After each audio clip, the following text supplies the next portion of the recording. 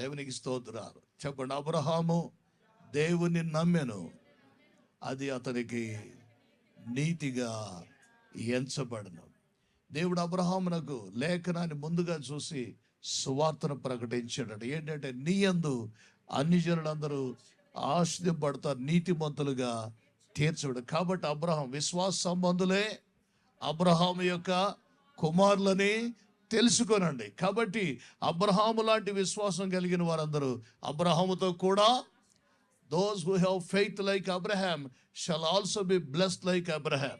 చూడండి, మీరందరూ కూడా యేసుక్రీస్తునందు మీరందరూ విశ్వాసం వలన దేవుని కుమారులై ఉన్నారు.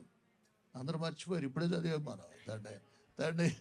యేసుక్రీస్తునందు మీరందరూ విశ్వాసం వలన దేవుని కుమారులైనారు. క్రీస్తు యేసులోనికి బాప్తిసం పొందిన మీరందరూ యేసుక్రీస్తు వారిని ధరించుకొని ఉన్నారు. స్త్రీ అని, పురుషుడని, యూదుడని, మరి గ్రీస్ దేశస్తుడని, లేకుంటే దాసుడని, స్వతంత్రుడని భేదములు మీరందరూ యేసుక్రీస్తునందు ఏకముగా దేవుని కుమారులై ఉన్నారు. ఒకవేళ మీరు క్రీస్తు సంబంధులైతే ఆ పక్షమందు అబ్రహాము యొక్క సంతానమై ఉండి వాగ్దానాల ప్రకారము వారసులై ఉన్నారు.